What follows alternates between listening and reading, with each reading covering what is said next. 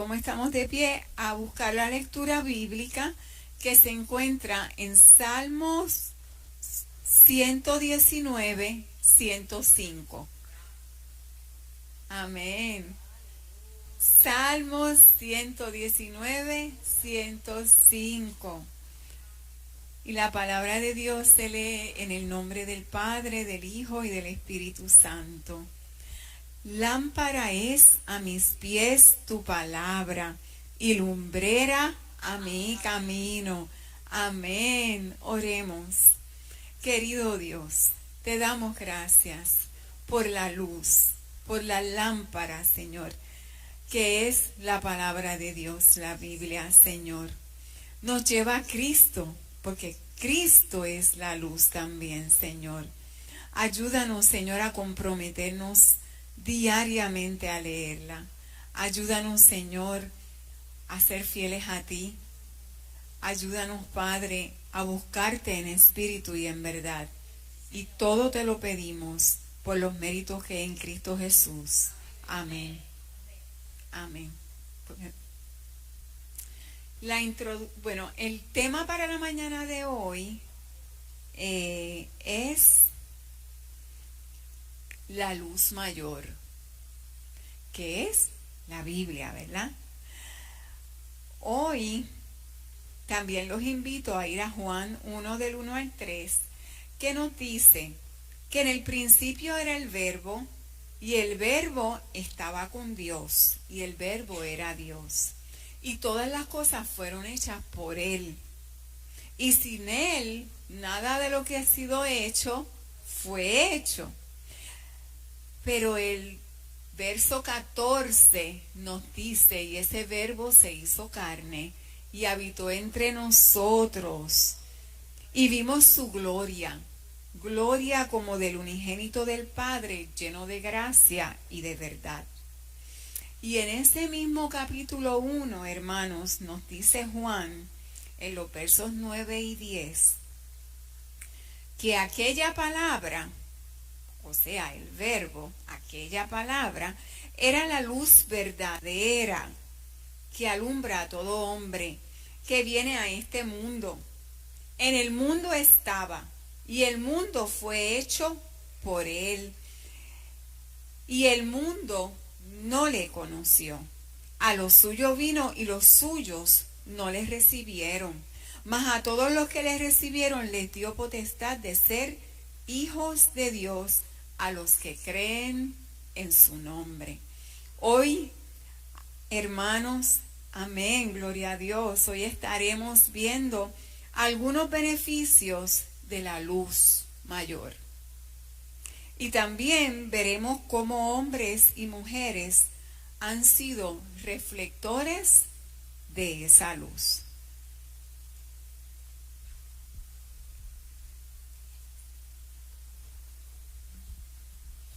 Muy bien, en este momento, y creo que es un momento muy especial, siempre me gusta mucho, es el momento de ver cómo el Evangelio avanza en otras partes del mundo a través de las misiones. Así que tendremos a continuación el informe misionero.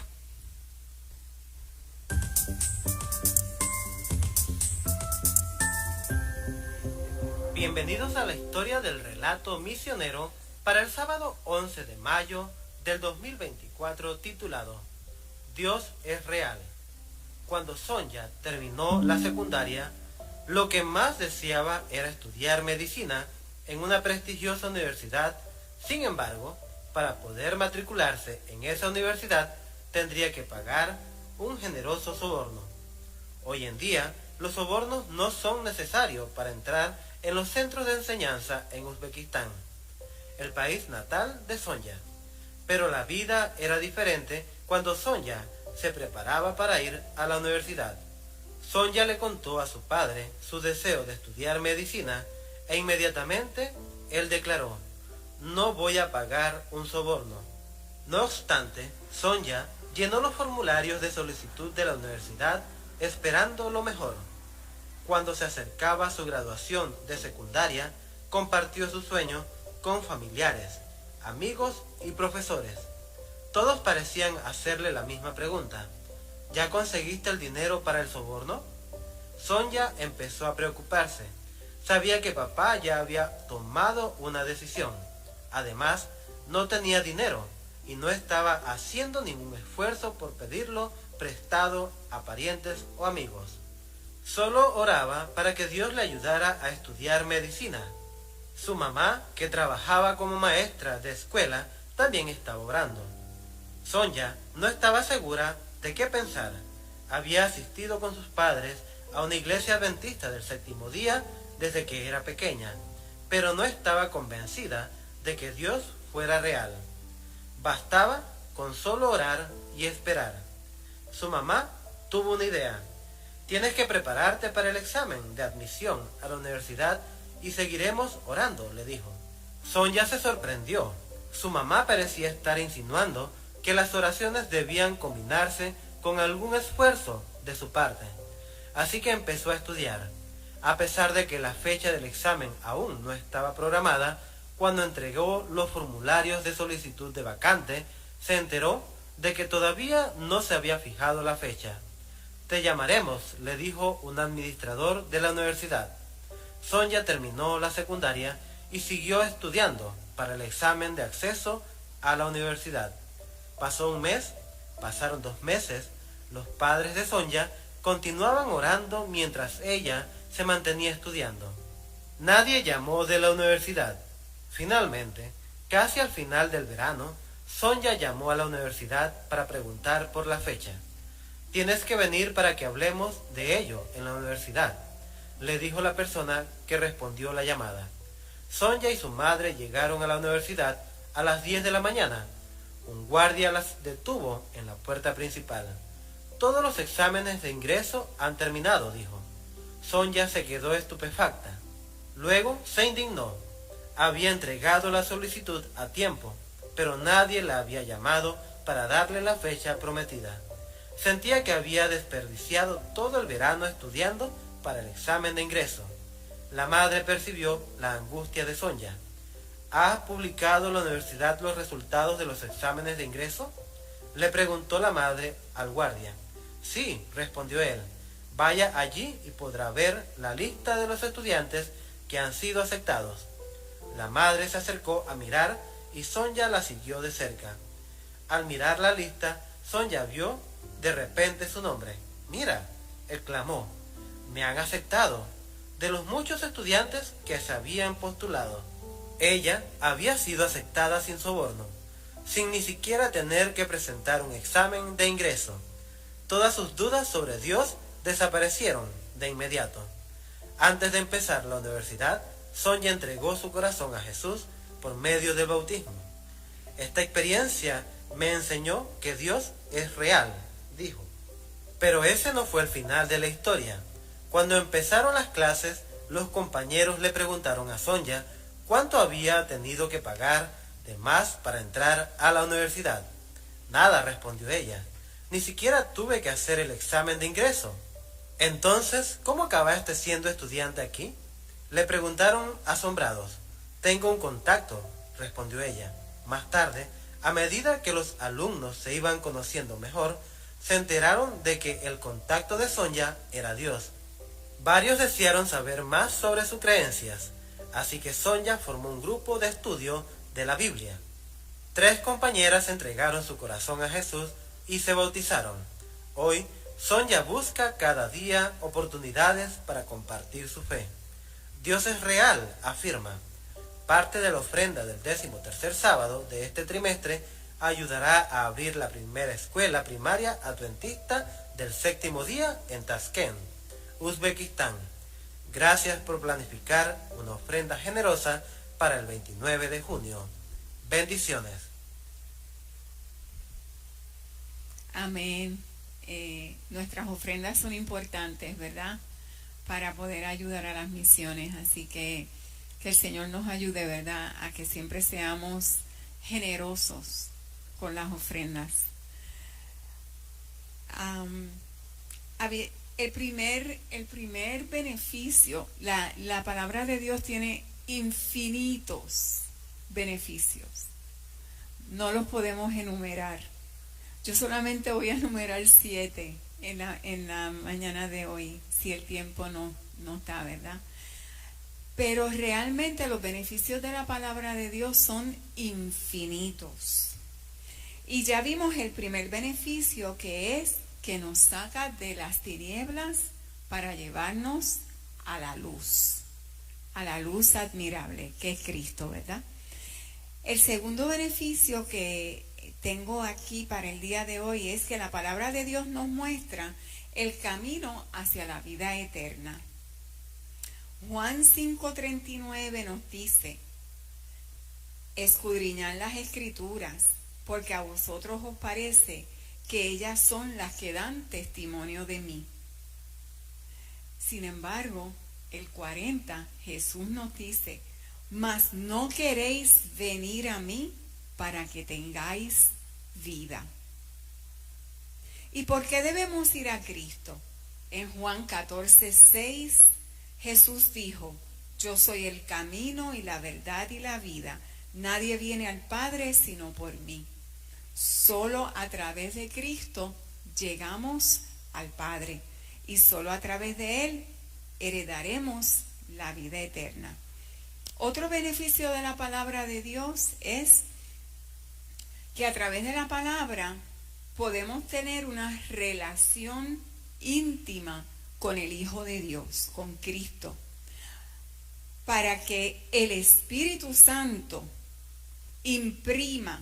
implemente el carácter de Jesús en nosotros. Segunda de Corintios 3, 17, 18 se registra lo siguiente: porque el Señor es el Espíritu. Vuelvo y repito: porque el Señor es el Espíritu. Y donde está el Espíritu del Señor, allí hay libertad.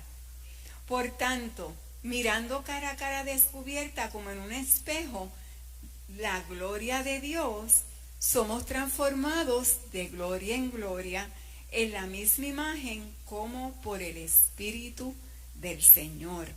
Así que sabemos, número uno, que cuando estudiamos la palabra de Dios, ¿verdad?, el Señor nos saca de las tinieblas a la luz. Número dos, que cuando estudiamos la palabra de Dios, tenemos una íntima comunión con Jesús. Y tercero, cuando estudiamos la palabra de Dios, entonces el Espíritu Santo puede implementar el carácter de Jesús en nosotros.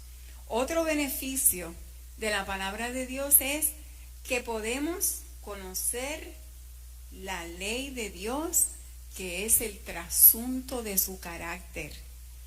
Jesús en San Juan, el Evangelio de San Juan 14:15 nos dice: si me amas, guarda mis mandamientos.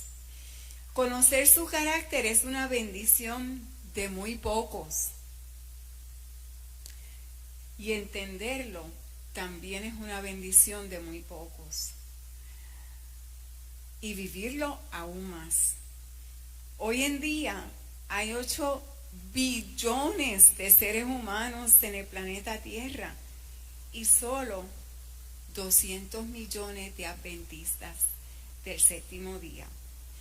Así que esto es como, yo lo imagino como el Mar Rojo que se abrió para los israelitas. Pues entonces, de ese 8 billones de habitantes, hermanos, se abrió a través del Espíritu Santo para que tú y yo sepamos que la ley es el carácter de Dios.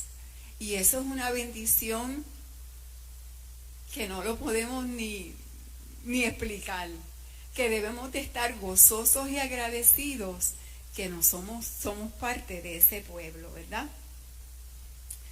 Así que somos privilegiados al saber, reconocer y entender que la ley de Dios es el carácter de nuestro Salvador Jesucristo, y la palabra nos lleva a entender eso. Otro beneficio es que también su palabra nos enseña que tú y yo podemos ser reflejo de la luz de Dios a otros. Desde Génesis hasta Apocalipsis vemos hombres y mujeres que reflejaron la luz de Cristo, comenzando desde Abel, que ofreció un cordero como ofrenda. Caín, por el contrario, ofreció su esfuerzo. Y sabemos que por nuestro propio esfuerzo no podemos llegar al Padre. Así que Abel ofreció un cordero como ofrenda, reconociendo que el centro de su vida era ¿quién? Cristo Jesús. Los profetas mayores y menores también es otro ejemplo, hermanos, que fueron también reflectores de la luz de Cristo y de sus mensajes. Esos mensajes venían directamente de Dios, recibidos a través del espíritu de profecía, o sea, del Espíritu Santo. Escudriñemos las Escrituras, hermanos. Hagamos un compromiso real y diario. La palabra de Dios también nos presenta, y esto es otro beneficio de la palabra de Dios, nos presenta la escena de juicio en el capítulo 7 de Daniel. Y no hay que temer, porque Jesús es nuestro abogado y es nuestro intercesor. Los protagonistas no somos nosotros. Qué equivocados estaríamos si pensáramos así, ¿verdad? Si pensáramos que nosotros somos los protagonistas. No. Cristo es el centro. Él es el todo. Él es el protagonista. Él es el Cordero inmolado, el gran yo soy. Jesucristo, el Hijo de Dios que quita el pecado del mundo. Y Él es el que está en el santuario celestial, en el lugar santísimo, intercediendo por cada uno de nosotros, ¿verdad? No con sangre de machos cabríos, como los sacerdotes llevaban, ¿verdad? Que entonces tenían que... era un símbolo, pero que había que repetir continuamente ese sacrificio. La sangre de Cristo, hermanos, una sola vez se dio y es suficiente para perdonar los pecados de toda la humanidad. Y entonces, esto es maravilloso, como a través de la palabra de Dios podemos también entender, meditar y apropiarnos, ¿verdad? A través del perdón, pidiendo perdón, de ese sacrificio de Cristo. Así que, hermanos, estos solamente son algunos beneficios de la palabra de Dios, porque los beneficios son eternos, eternos.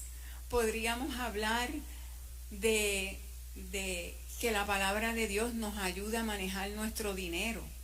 La palabra de Dios nos ayuda a tener una alimentación correcta. La palabra de Dios nos ayuda a criar a nuestros hijos.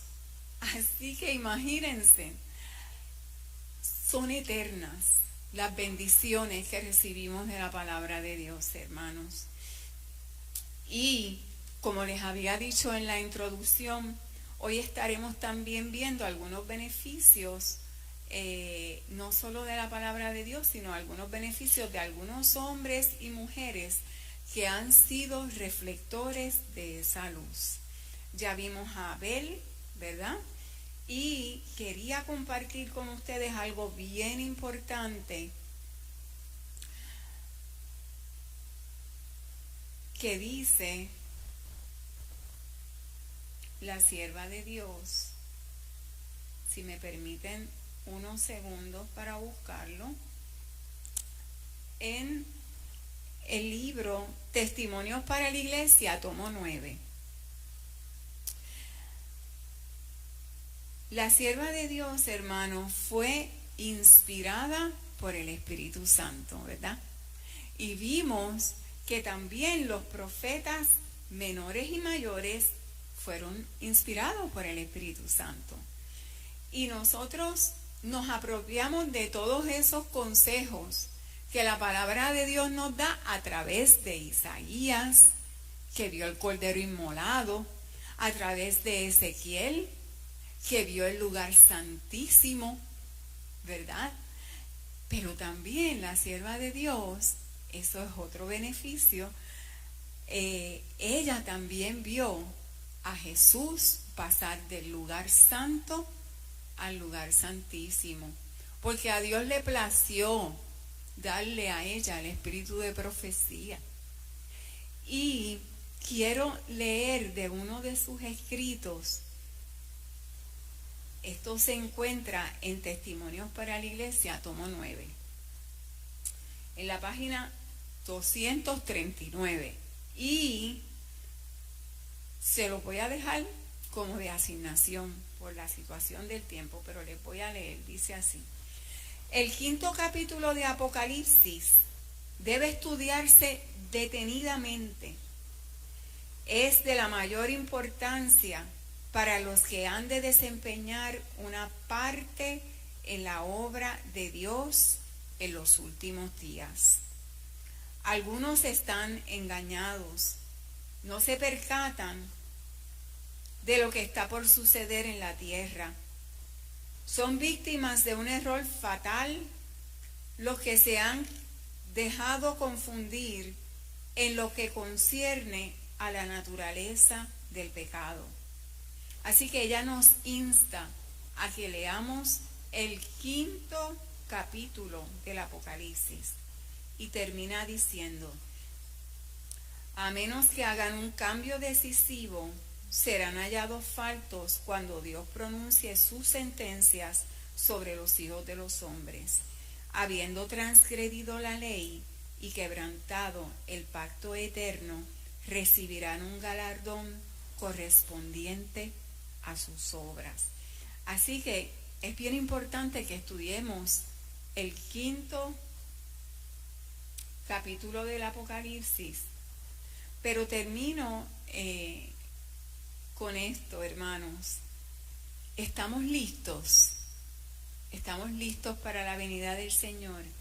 Que el Espíritu Santo nos ayude, ¿verdad?, a permanecer firmes, que por sobre todas las cosas, de las 24 horas que tenemos durante el día, podamos diezmar de nuestro tiempo para estudiar las Escrituras. Eso es lo más importante que debemos hacer durante el día. Diezmar de 24 horas no es tan difícil si lo ponemos como prioridad en la mañana, en la hora del almuerzo y en la noche, sino que nos mantengamos siempre, ¿verdad?, conectados a Él, y que nuestra oración sea siempre: ven, Señor Jesús. Ahora tendremos a nuestra hermana Idalis con una alabanza para nuestro Dios.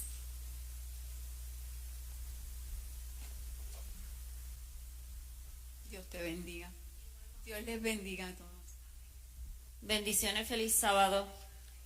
Gloria a Dios de poder llegar a la casa del Señor, ¿verdad? Lo importante es que llegamos y eso nos da victoria. No cómo, sino que llegamos. La gloria sea para Dios.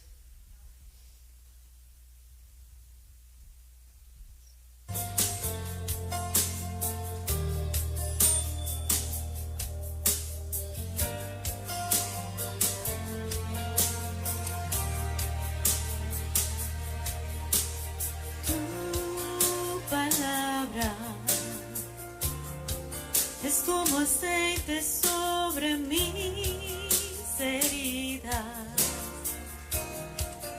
es el agua en el desierto y el color en el invierno. Tu palabra es la voz que me habla en la mañana. sana. Es mi consejo cada día y en la prueba es quien me guía. Podría estar perdida como un náufrago en el mar y aún perderlo todo hasta el aliento. Podría estar hambrienta como un niño sin hogar, pero yo sé que tu palabra siempre a mí me sostendrá.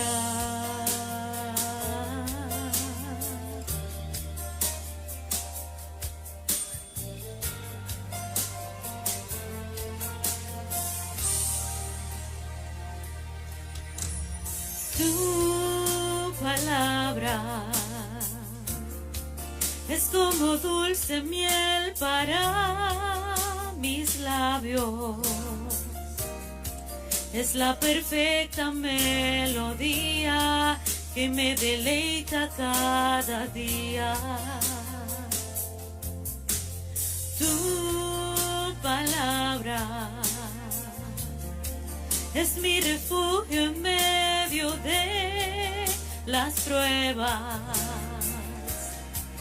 En la tristeza, en mi alegría, en soledad mi compañía. Podría estar perdida como un náufrago en el mar y aún perderlo todo hasta el aliento.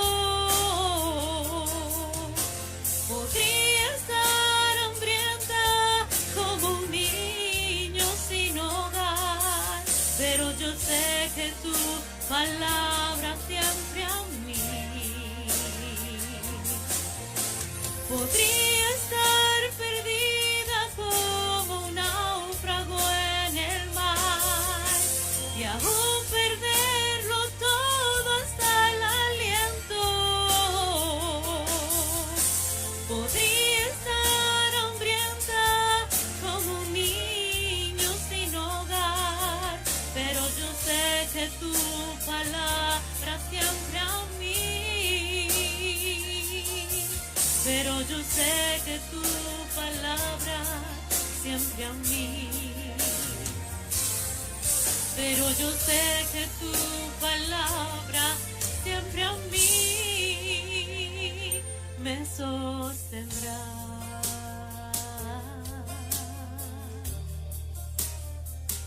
Tu palabra, Señor,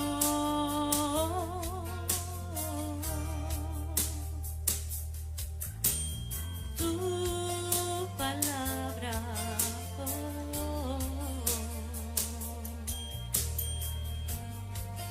siempre me sostendrá.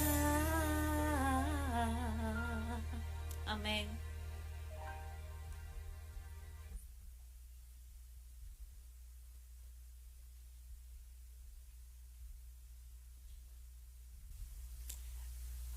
Si pueden estar de pie para orar.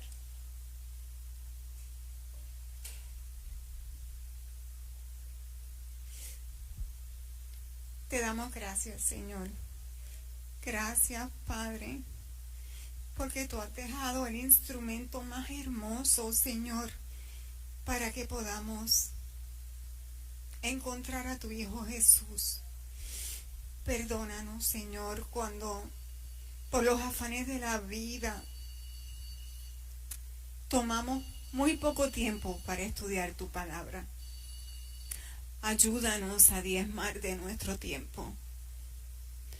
No vendríamos a la iglesia como yo he pensado en estos días. O quizás tú me has puesto este pensamiento. No vendríamos a la iglesia sin lavarnos la boca. Nadie haría eso. Porque ya estamos indoctrinados. Ayúdanos a indoctrinarnos para estudiar tu palabra. Que no salgamos de nuestras casas sin estudiar tu palabra, Señor. que no nos acostemos a dormir sin estudiar tu palabra, Señor. Te pedimos que tu Santo Espíritu nos ayude en esta tarea, Señor. Ahora te pido, Señor, por los maestros, que tu Santo Espíritu los ilumine, y también, Señor, por la persona que ha de predicar en el culto divino, que tu Santo Espíritu lo unja para que nos traiga palabra de vida para vida eterna. Gracias por tu amor, perdona nuestras faltas y pecados. Ayuda a esta carne, Señor, a que sea sometida y que Cristo sea el centro de nuestras vidas.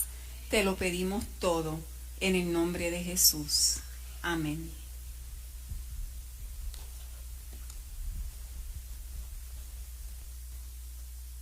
Feliz sábado tengan todos. Dios te bendiga. Amén. Tenía coordinado que Mariela tomara una de las clases en la mañana. Quizás está un poquito retrasada. Así que me gustaría dar 2 minutitos para que trabajaran lo del registro.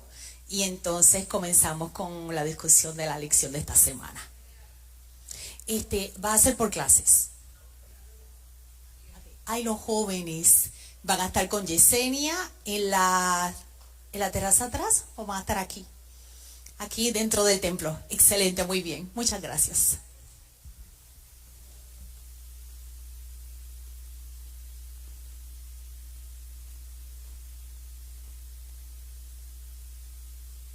Hola mis amigos queridos, qué alegría, estamos juntos nuevamente. Dios nos da vida, nos da salud y eso es motivo de mucha gratitud.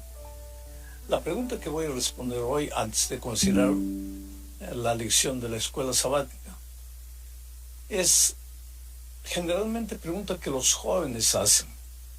Ellos dicen, pastor, ¿Dios sabe todo? Claro que sabe. Entonces dicen, si Dios sabe todo, Él sabe que me voy a perder o me voy a salvar. Pues claro que sí, Dios es omnisapiente. Entonces ellos enfatizan, bueno, si Dios sabe que me voy a perder, ¿para qué voy a tratar de salvarme? Y si Dios sabe que me voy a salvar, pues entonces ya no me preocupo, de todas maneras me voy a salvar. Este raciocinio es interesante desde el punto de vista humano. Y yo creo que muchas veces los jóvenes hacen esa pregunta con el deseo de confundir. La verdad es la siguiente, mira, Dios conoce el futuro porque es Dios. Y Dios sabe si te vas a salvar o te vas a perder. Pero el hecho de que Dios sepa que te vas a salvar o te vas a perder no determina tu salvación ni tu perdición. Si tú te vas a salvar o perder va a depender únicamente de las decisiones que tú tomes, no del hecho de que Dios conoce el futuro. El hecho de que Dios conozca el futuro no determina tu salvación o tu perdición. Lo que determina son las decisiones que tú tomes. Pero claro, Dios, por ser Dios, sabe el futuro. El futuro que tú has decidido para ti, el futuro que tú has escogido. ¿Ok? Muy bien, vamos a la lección número 6 para el 11 de mayo del año 2024. El título de la lección, Los dos testigos. El propósito de la lección de esta semana es mostrar que aunque el diablo ha atacado a la palabra de Dios, ha atacado a la Biblia, ha atacado al propio Dios y ha atacado al pueblo de Dios, y aunque su ataque contra la Biblia ha sido de dos maneras, queriendo tergiversarla, distorcerla, o entonces cuando ese estratagema no le dio cierto, persiguiéndola, destruyéndola, a pesar de esos ataques del enemigo, la Biblia continúa firme porque es la palabra de Dios. Y el profeta dice, la hierba se seca, la flor se marchita, pero la palabra de Dios permanece para siempre. Bueno, vamos a estudiar en esta oportunidad la primera parte de la lección bajo el subtítulo de Dos testigos. Aquí vamos a encontrar una profecía que anunciaba el intento del diablo para destruir la Biblia, para acabar con la palabra de Dios. Para esto voy a leer Apocalipsis capítulo 11, versículos 3 y 4. Dice así: y daré a mis dos testigos que profeticen por 1260 días, vestidos de cilicio. Estos testigos son los dos olivos y los dos candeleros que están en pie delante del Dios de la tierra. Para empezar, necesitamos hacer una pregunta. ¿Quiénes son estos dos testigos? Testigos.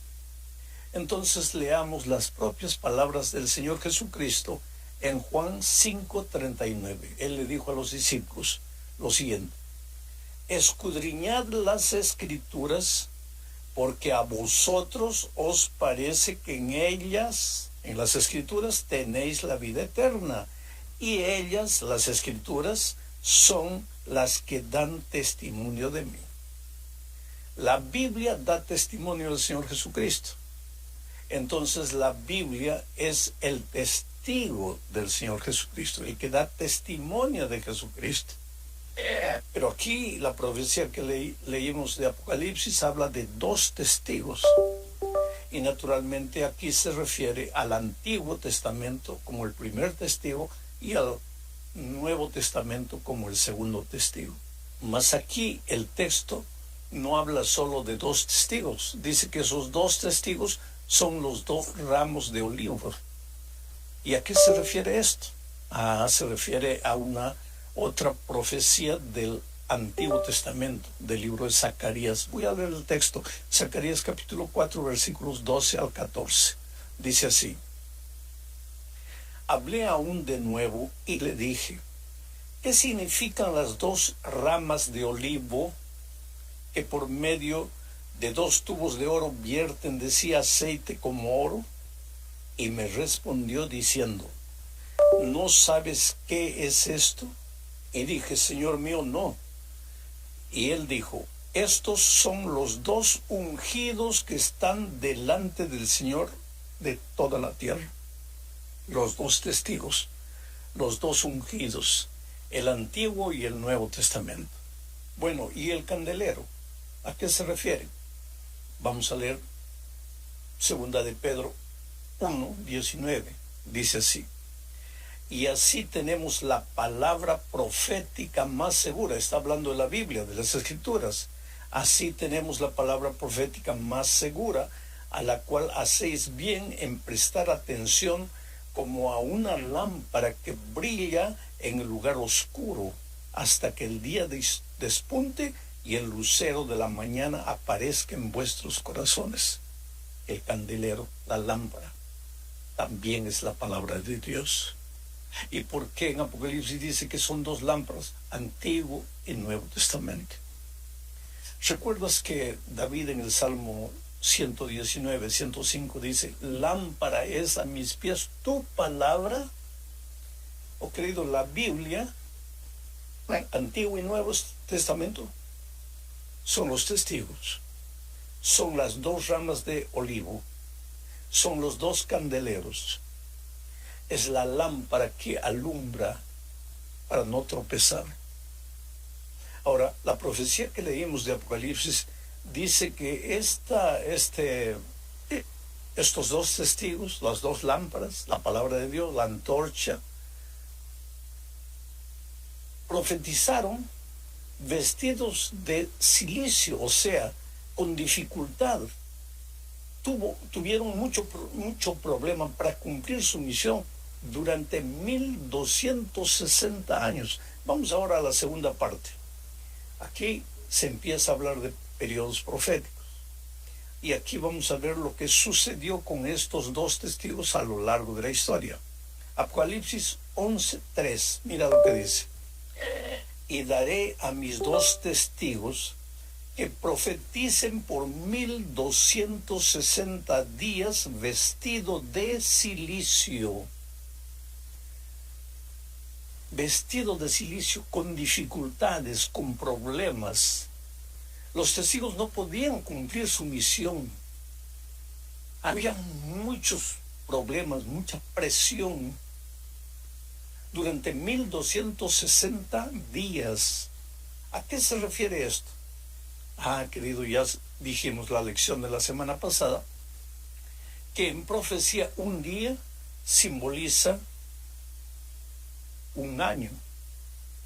Y 1260 días se refiere a 1260 años.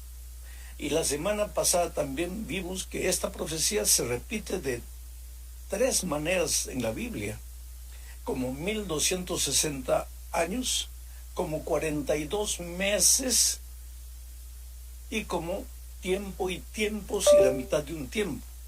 Estas profecías todas hablan del mismo periodo de tiempo, 1260 años, que ya vimos también la semana pasada, van del año 538 al año 1798, 1260 años.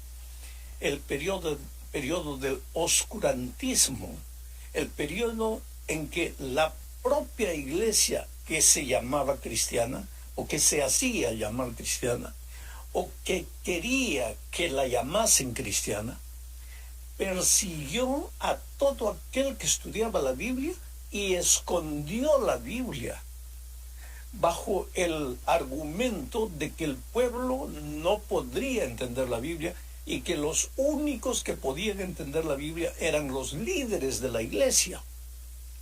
De tal manera que esos líderes agarraron las tradiciones humanas y comenzaron a sustituir la palabra de Dios por las tradiciones humanas.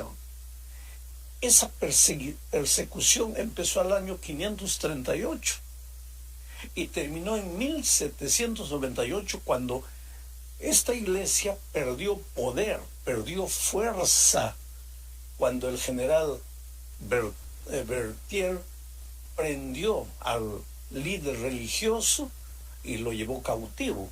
Y entonces acabó el poder de persecución, el poder político que esta iglesia tenía.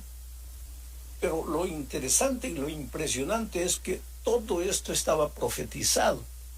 Los 2 testigos, la palabra de Dios, el Antiguo y el Nuevo Testamento, cumplirían su misión bajo presión, bajo dificultades, bajo persecución.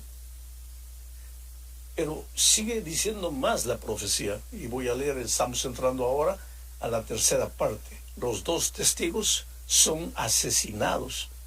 ¿Qué? ¿Cómo es que la Biblia fue asesinada? ¿Qué pasó? ¿De qué manera?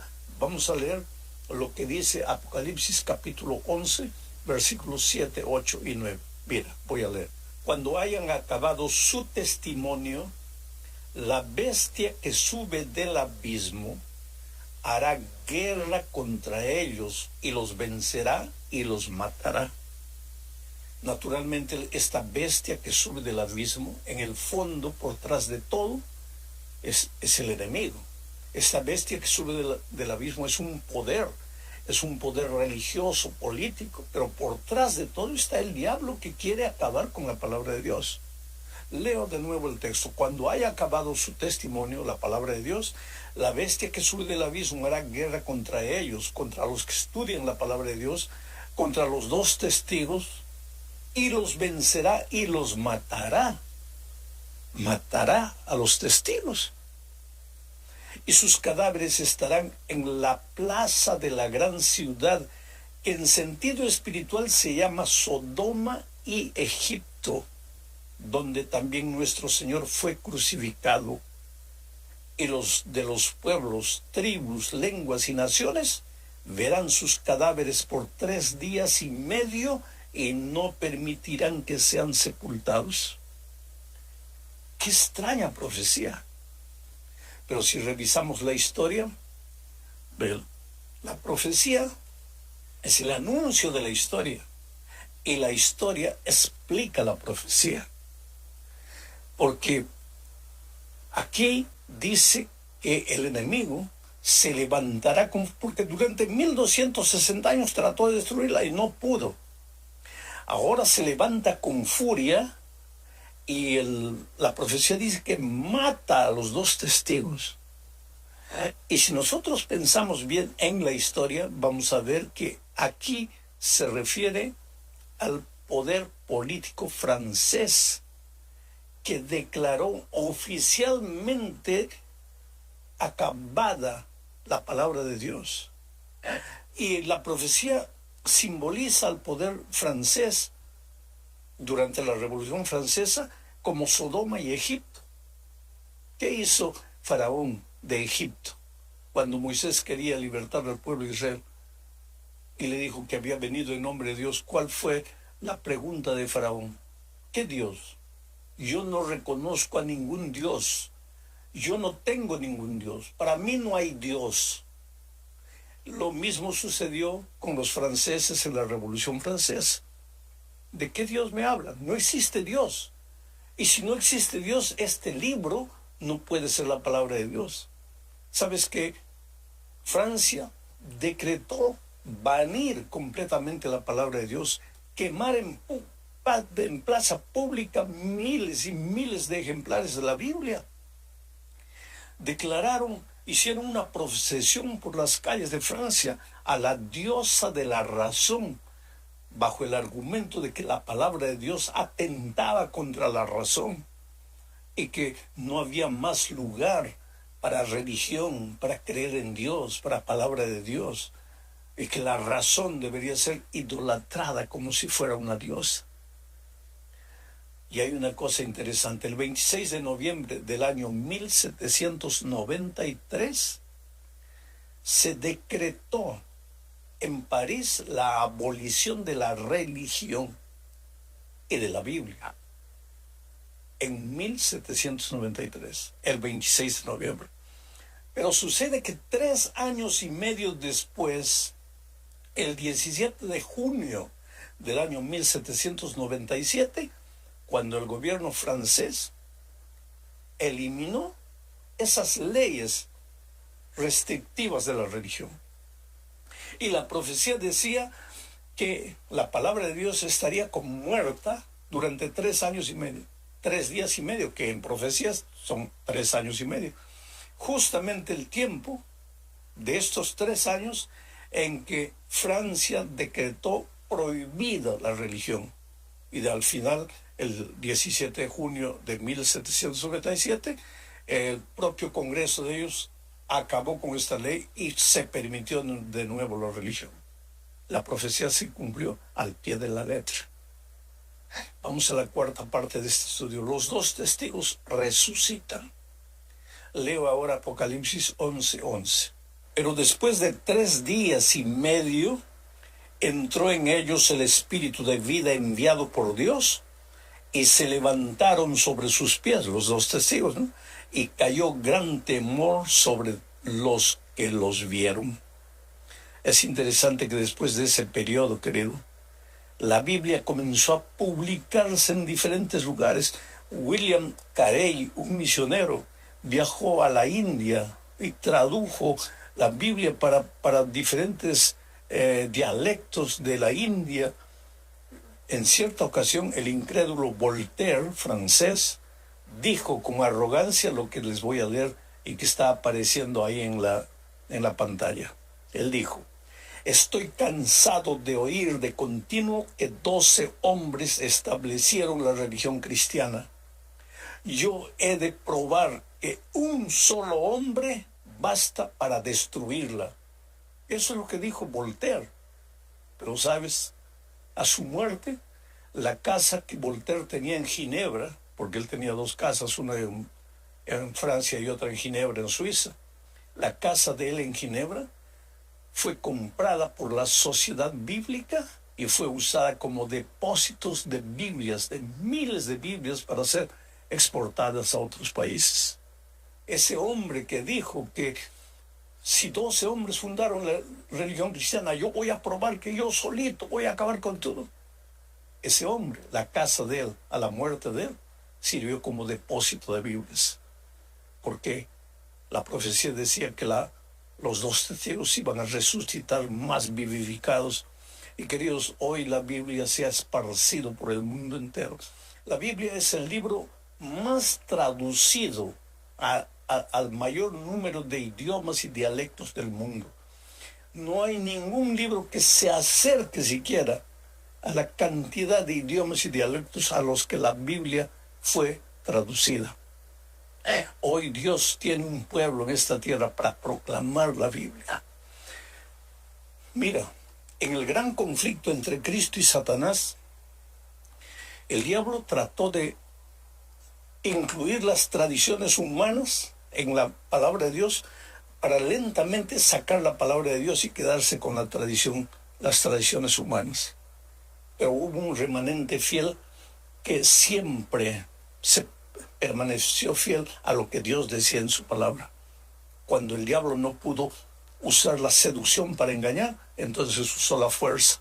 El pueblo de Dios fue perseguido, la Biblia fue quemada en plazas públicas, y sin embargo, de acuerdo a la profecía, aunque parecía muerta, resucitaría. Y hoy la palabra de Dios está siendo esparcida por todo el mundo. No hay hotel en los Estados Unidos, especialmente a donde yo llegue, que no encuentre una Biblia ahí en la mesa de noche. En todos los hoteles hay gente que ha tomado como su misión esparcir la palabra de Dios por todo lado. Por eso, querido, la norma de tu fe debe ser la palabra de Dios. El fundamento de tu fe, la palabra de Dios. ¿Por qué? Porque la palabra de Dios da testimonio del Señor Jesucristo. Cuando tú vas a la Biblia, vas a encontrar al Señor Jesucristo diciendo que te ama y que aunque tú te perdiste por voluntad propia, Él hizo todo para salvarte. ¿Por qué? Porque tú eres precioso a los ojos de Dios. Tú vales mucho más de lo que imaginas. Aunque la vida te golpee, aunque las circunstancias sean difíciles, tú eres precioso a los hijos de Dios, a los ojos de Dios. No te olvides de eso. Me abrazo.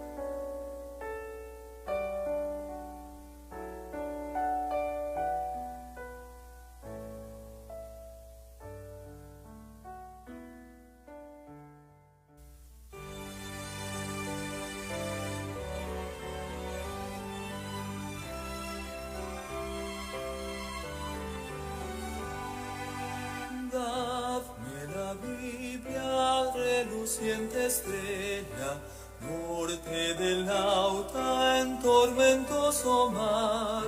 Nunca el nublado esconderá su brillo, pues las tinieblas puede disipar.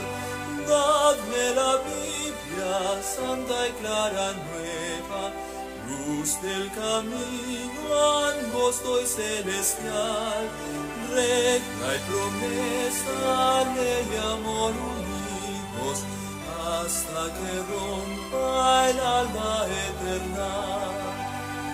Dadme la Biblia en mi desaliento, cuando el pecado cáuseme temor. Dadme los bienes dichos del Maestro, siempre me encuentre junto al Salvador.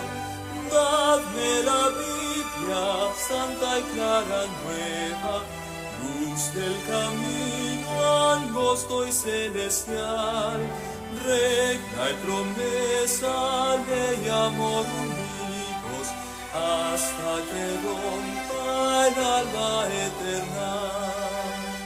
Dadme la Biblia, antorcha mis pisadas en la insegura senda terrenal, única luz constante en las tinieblas, prenda de paz y amparo celestial.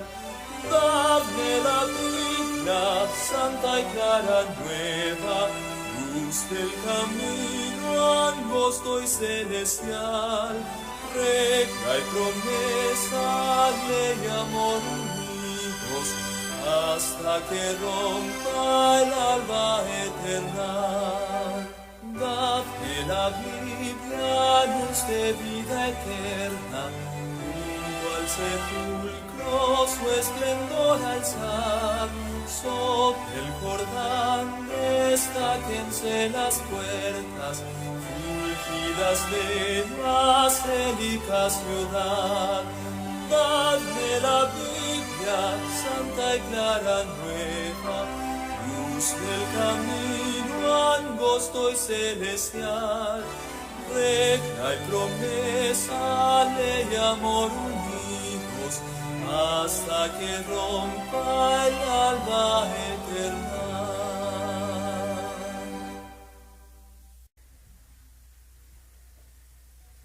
En esta mañana, en la escuela sabática, hablamos de la luz mayor, ¿verdad?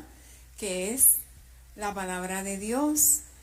Y vimos algunos de los beneficios, ¿verdad? De cuando nosotros tenemos un firme propósito de estudiarla. Porque los beneficios son eternos. Los beneficios de estudiar la palabra de Dios son infinitos. Vimos, número 1, que la palabra de Dios nos saca de las tinieblas y nos lleva a la luz admirable, que es Cristo. Vimos que la palabra de Dios nos muestra el camino para la vida eterna, que Cristo es ese camino, ¿verdad? Cuando Él dijo en Juan 14:6, yo soy el camino, la verdad y la vida, nadie viene al Padre sino a través de mí.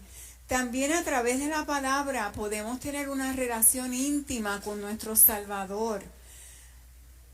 Y esto es bien importante, hermanos, porque tenemos 3 enemigos. El primer enemigo que tenemos es el mundo. Las cosas del mundo nos atraen. El segundo enemigo es la carne. Y el tercer enemigo es ¿quién? El diablo, ¿verdad? Así que el Señor los reprenda. Así que a través de la palabra de Dios podemos tener una íntima comunión con nuestro Salvador. Otro de los beneficios de estudiar la palabra es conocer la ley, el trasunto de su carácter, ¿verdad? También podemos ser reflejos de la luz de Dios a otros. Y dimos ejemplos de profetas y personas que fueron reflejos de la luz de Dios. Y quiero terminar, dimos como que una asignación para todos, ¿verdad? Porque la sierva de Dios recomienda que en el tiempo del fin entendamos muy bien lo que dice Apocalipsis, el capítulo 5.